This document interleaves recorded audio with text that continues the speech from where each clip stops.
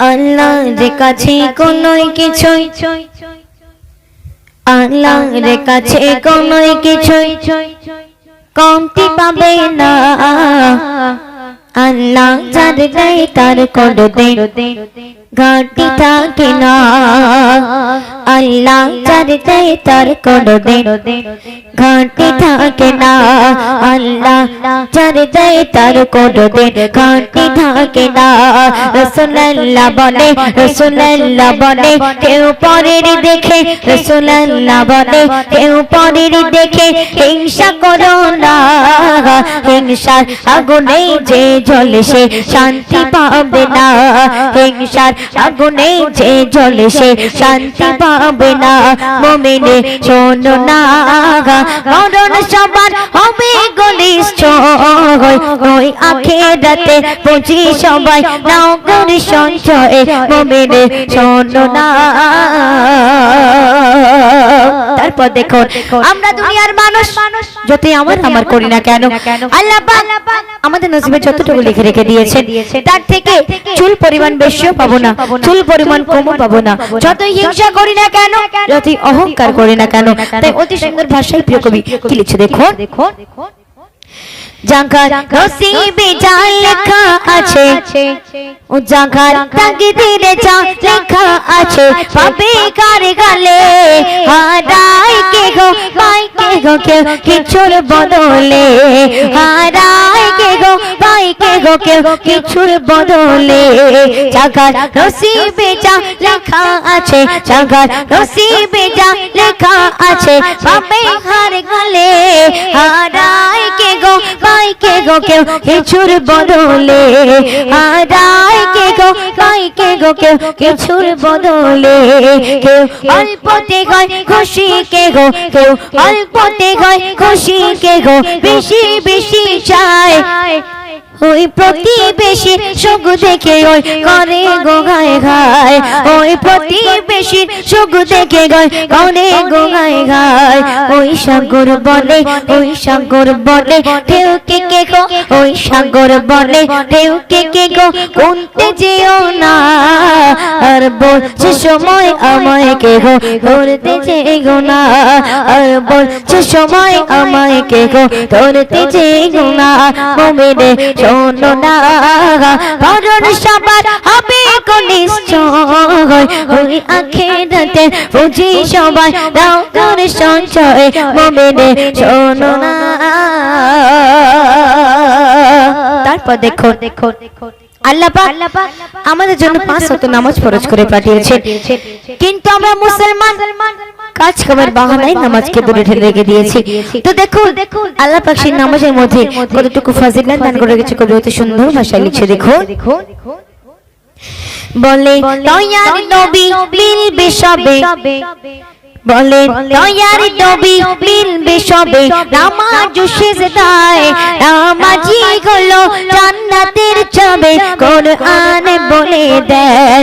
নামাজি হলো জান্নাতের চাবি কোরআন বলে দেয়। বলে দয়ার নবী মিলবে সবে, বলে দয়ার নবী মিলবে সবে নামাজ সিজদায়। নামাজি হলো জান্নাতের চাবি কোরআন বলে দেয়। নামাজি হলো জান্নাতের চাবি কোরআন বলে দেয়। যে নামাজ পড়ে না, যে নামাজ পড়ে না তার কাজে কামে, যে নামাজ পড়ে না তার কাজে কামে বরকত হবে না। আই যতই করুক ঘর থেকে তার অভাব যাবে না। আই যতই করুক ঘর থেকে তার অভাব যাবে না। মুমিনে শোনো না, মরণ সবার হবে ঘনিষ্ঠ। ওই আখিরাতে পুঁজি সবাই নাও করে সঞ্চয়।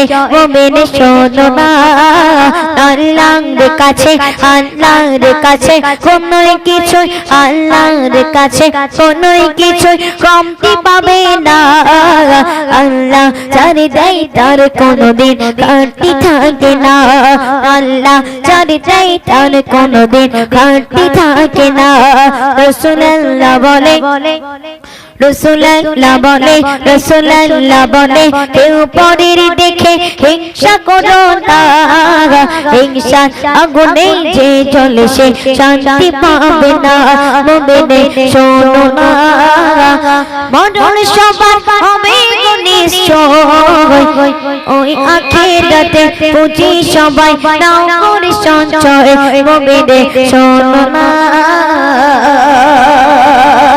তারপর দেখুন আল্লাহ পাক আমাদের যেমন দুনিয়াতে খালি হাতে পাঠিয়েছে তেমনি আমাদেরকে খালি হাতে দুনিয়া ছেড়ে চলে যেতে হবে তো আমরা বাচ্চা সেকেন্ডের নামে নাম শুনেছি আল্লাহ পাক তাকে পূর্ব থেকে পশ্চিম পর্যন্ত রাজত্ব দিয়েছিলেন তিনি মারা যাওয়ার আগে তিনি তাদের প্রজাদেরকে কি বলে গিয়েছিলেন কবি শেষ ছন্দে অতি সুন্দর ভাষায় লিখে দেখুন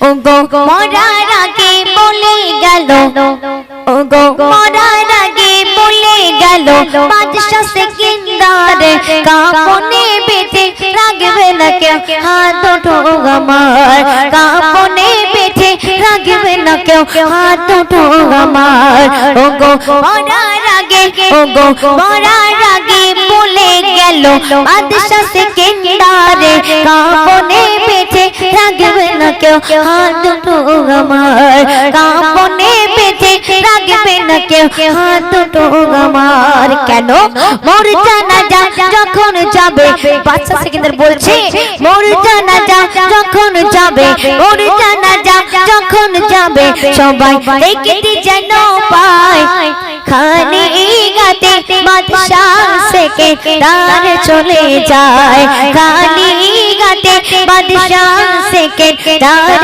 চলে যায় কবি ইয়াসিনী বলে কবি ইয়াসিনী বলে কবি ইয়াসিনী বলে কেউ কিছুই নিয়ে যেতে পারবে না কয়েক টুকরো কাফন ছাড়া তোমার সঙ্গে যাবে না কয়েক টুকরো কাফন ছাড়া আমার সঙ্গে যাবে না মুমিনে শোনো না পরন সবার হবে নিশ্চয় ওই আখিরাতে পুঁজি সবাই নাও করে সঞ্চয় মুমিনে শোনো না আল্লাহর কাছে কোনোই কিছুই কমতি পাবে না আল্লাহ ছাড়লে তার কোনোদিন ঘাটতি থাকে না আল্লাহ ছাড়ে দেয় তার কোনোদিন ঘাটতি থাকে না রাসূলুল্লাহ বলে কেউ পরের দেখে হিংসা করো না হিংসা আগুনে যে জ্বলে সে শান্তি পাবে না হিংসা আগুনে যে জ্বলে সে শান্তি পাবে না মুমিনে শোনো না মরণ সবার হবে নিশ্চয় ওই আখিরাতে পুঁজি সবাই নাও করে সঞ্চয় মুমিনে শোনো না ও মুমিনে শোনো না